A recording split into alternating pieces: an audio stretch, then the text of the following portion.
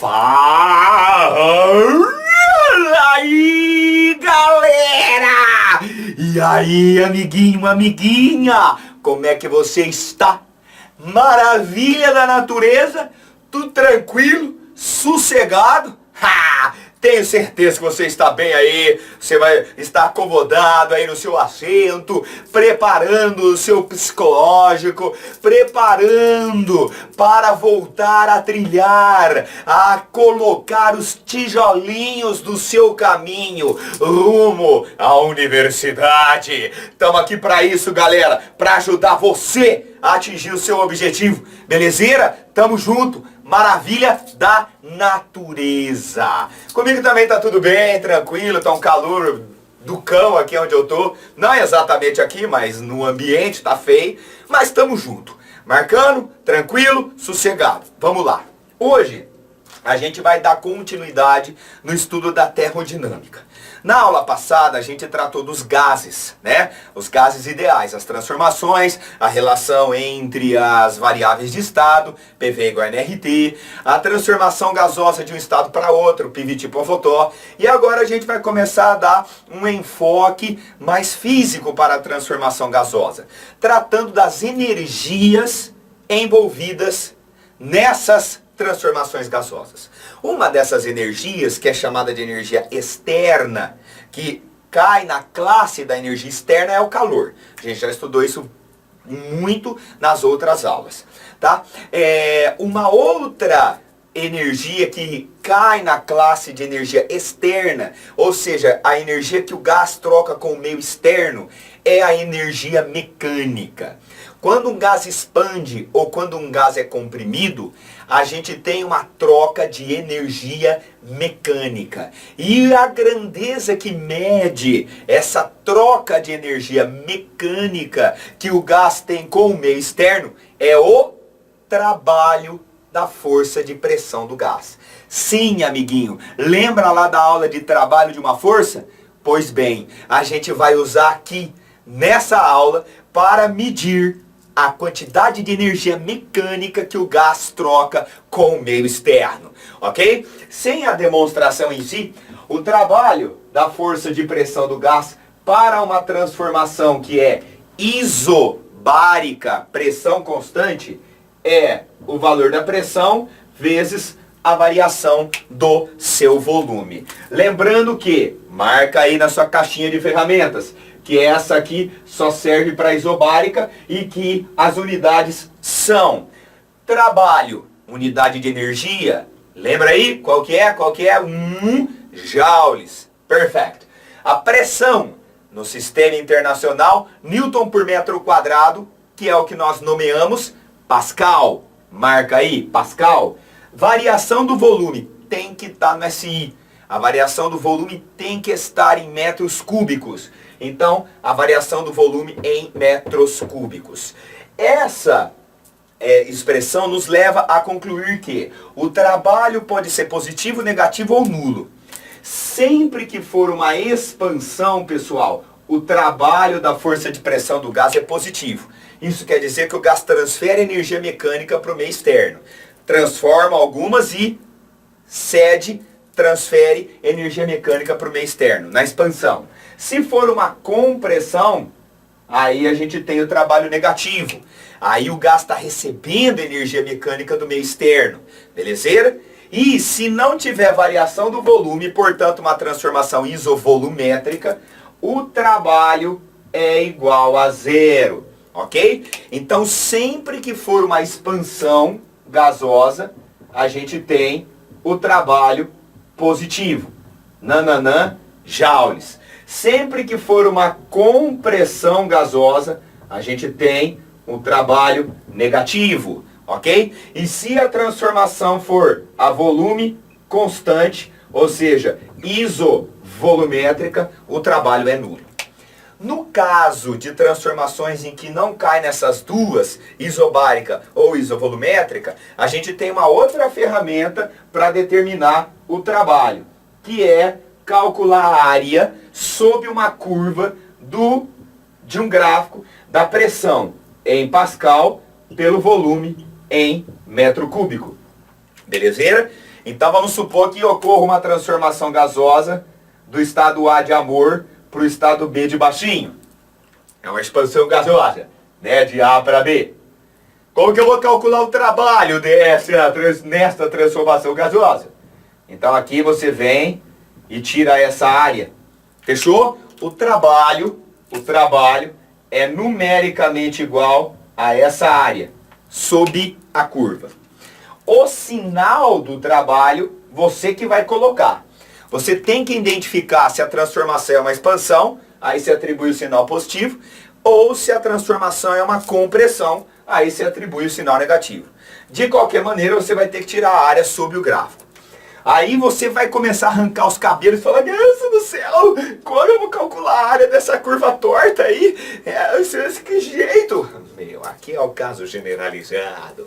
Vai cair sempre naquelas áreas que a gente já manja. A área de um triângulo, a área de um retângulo, a área de um trapézio. Sempre vai cair nesse tipo de área que você estudou lá nas aulas de matemática. Fechou?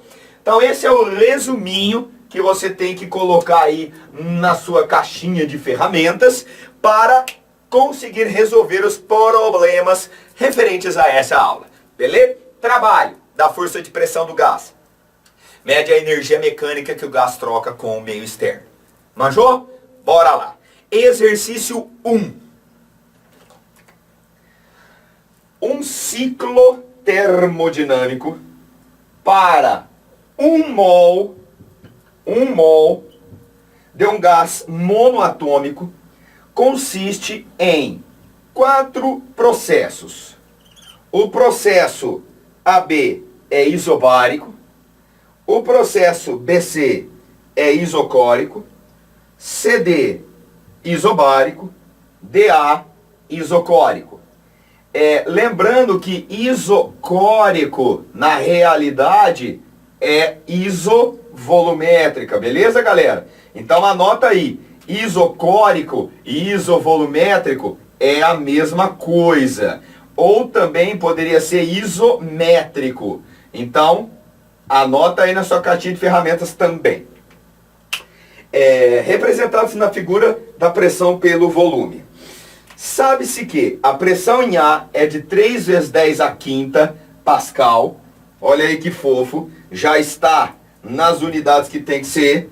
3 vezes 10 a quinta Pascal. PC, a pressão em C é de 1 vezes 10 a quinta Pascal. Maravilha, também está na unidade DSI. O volume VD é de 8 vezes 10 a menos 3. 8 vezes 10 a menos 3 metros cúbicos. Lindo. Lindo demais. E o volume VB é o dobro do volume VA. Se você está esperto, você vai ver que o volume em A e em D é o mesmo. E se o volume em B é o dobro do de A, vai dar 16 vezes 10 a menos 3. Beleza? Considere a constante universal dos gases igual a 8,3 Joule por mol vezes Kelvin. Então ele aproxima aí a parada. Item A de amor. Calcule as temperaturas máxima e mínima em que opera o ciclo. E o item B, calcule o trabalho realizado pelo gás em um ciclo. Então, galera, vamos lá. Nesse exercício a gente vai ter que lembrar da aula passada também. Não basta só a aula de hoje, beleza? Ele pede o valor da temperatura máxima e o valor da temperatura mínima. Olha só que mutreta da hora, fofinhos.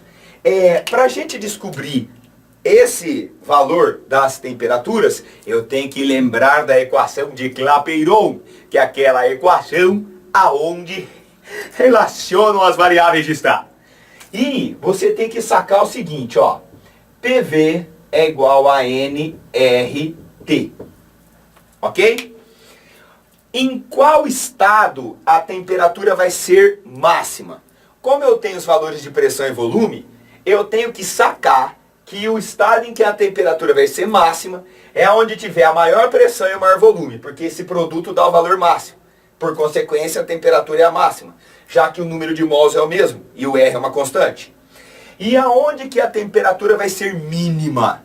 A temperatura vai ser mínima, onde a pressão e o volume, o produto disso, tem o menor valor. Então, olhando no gráfico, em qual desses estados o produto pressão vezes o volume tem o maior valor? Aqui em B. Então eu vou começar calculando a temperatura em B, que é a temperatura máxima. Fechou? Quanto vale a pressão em B? 3 vezes 10 à quinta. Quanto vale o volume em B? 16 vezes 10 a menos 3. Lá no enunciado o cara falou que a quantidade de gás é 1 mol. Lá no enunciado ele te deu 8,3 o valor de R. E aqui eu vou ter a temperatura TB. Eu vou fazer essa conta aqui bem rapidão. No gás. Ai, que cocô! 3 com expoente 5, 16 com expoente 3 negativo, multiplica, divide por 8,3.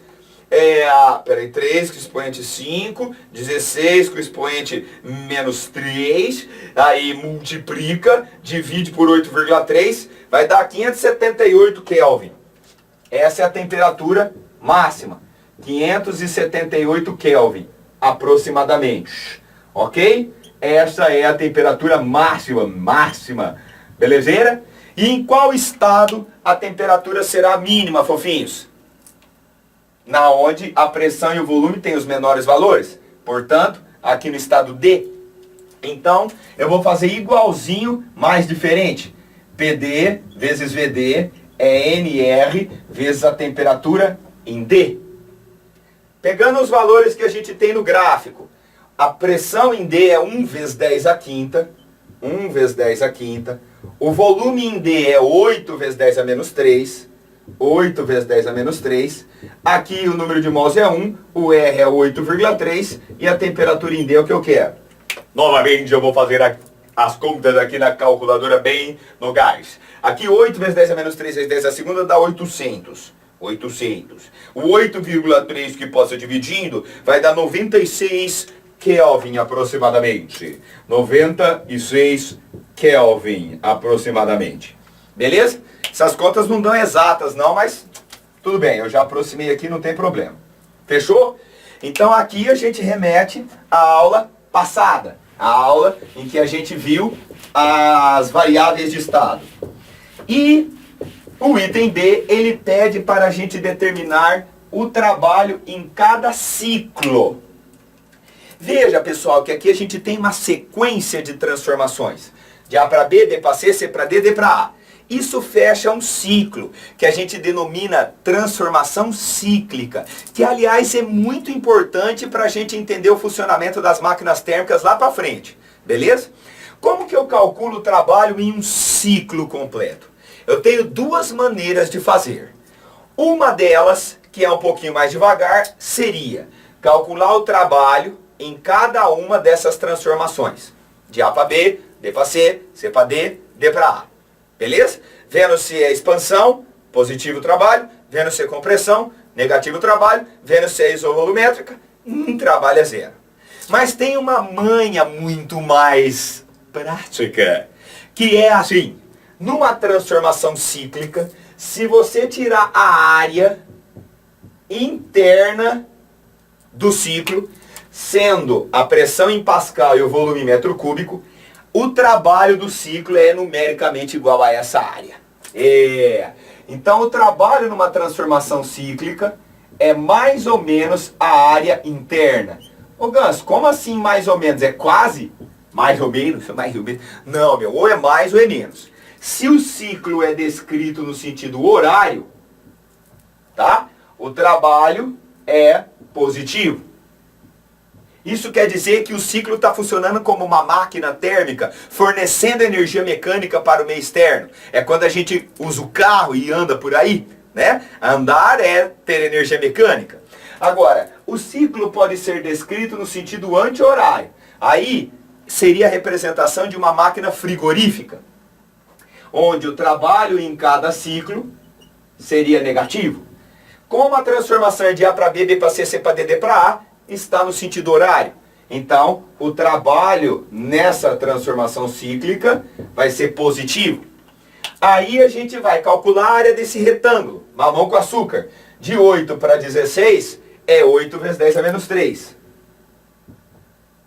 8 vezes 10 a menos 3. Vezes.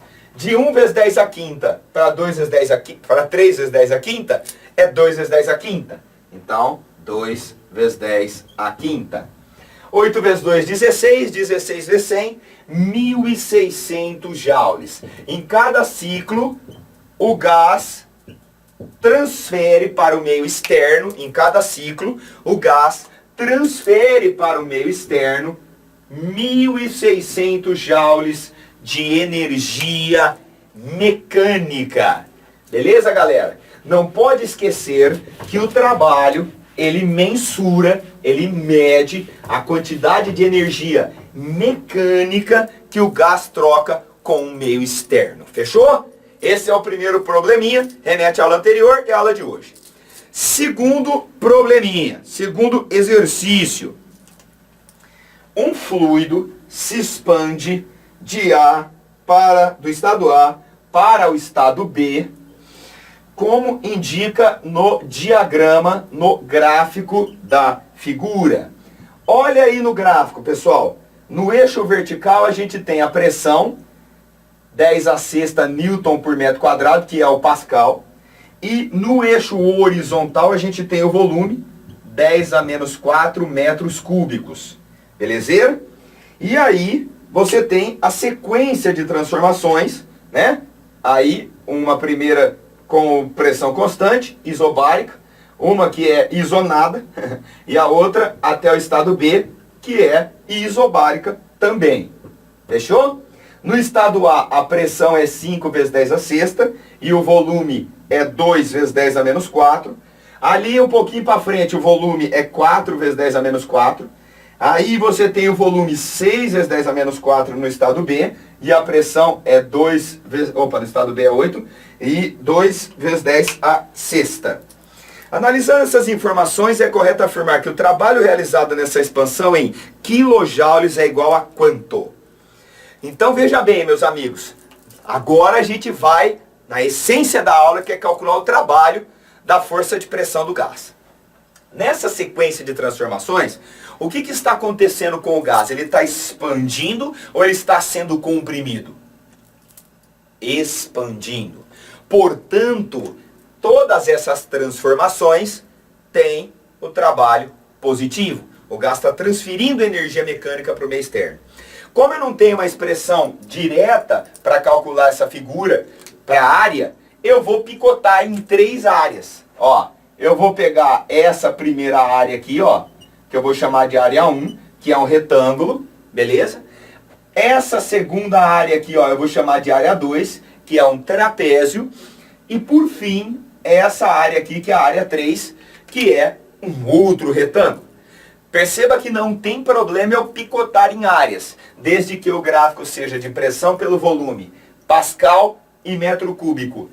A área sob o gráfico é numericamente igual ao trabalho. Então, ó, o trabalho vai ser igual à área 1 mais a área 2 mais a área 3. A soma das áreas que eu identifiquei ali no gráfico de pressão pelo volume. Belezeira? Então, ó, a primeira área é um retângulo. Então, é esse lado, 5 vezes 10 a sexta, vezes esse lado, de 2 para 4, é 2 vezes 10 a menos 4. 2 vezes 10 a menos 4. Mais, eu vou pular uma linha aqui, que não tem, mas eu vou falar que tem. Aqui é o trapézio.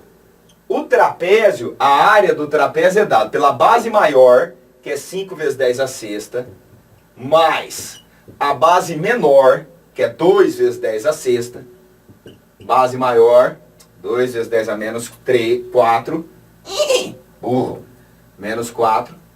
A altura, vê que o trapézio está deitado, né? A altura de 4 para 6 seria 2 vezes 10 a menos 4. 2 vezes 10 a menos 4, ok? Dividido por 2. tá?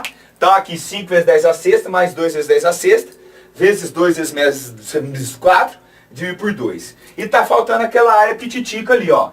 A área pititica é esse retanglinho aqui. Esse lado vale 2 vezes 10 a sexta, vezes esse lado, 2 vezes 10 a menos 4. 2 vezes 10 a menos 4. Ok? Então bora. 5 vezes 2, 10. 10 a sexta vezes 10 a menos 4 dá 10 a segunda. Então aqui 10 a terceira, 1000 joules. 5 mais 2, 7. 7 vezes 10 a sexta. Eu vou cortar aqui a parada aqui, ó. Ó, corta aqui e corta aqui. 7 vezes 10 a sexta vezes 10 a menos 4 daria 7 vezes 10 ao quadrado, que é 700. Aqui 2 vezes 2, 4 vezes 10 ao quadrado, 400. Então essa soma dá 1000, 1700, 2100 joules. No entanto, ele te pede para você informar o trabalho em quilojoule. Se 1 quilograma tem 1000 gramas, 1 quilômetro tem 1000 metros, 1 quilojoule tem 1000 joule. Então para eu passar de joule para quilojoule, divide por 1000. Então o trabalho da força de pressão do gás nessa sequência de transformações seria 2,1 quilojoules. Quilojoules. Isso quer dizer que o gás transfere para o meio externo 2100 joules de energia mecânica, que será usada para alguma coisa que não interessa no momento. Fechou? Então essa aula tratou de uma das modalidades de energia que o gás troca com o meio externo. A energia mecânica, medida pelo trabalho da força de pressão do gás. Falou? Até a próxima, amiguinho. Espero que você esteja bem aí. Espero que você tenha entendido. Pegue lá os exercícios que o Ganso deixou aí para você se divertir. E vamos junto. Tamo junto, galera. Rumo à universidade. Valeu?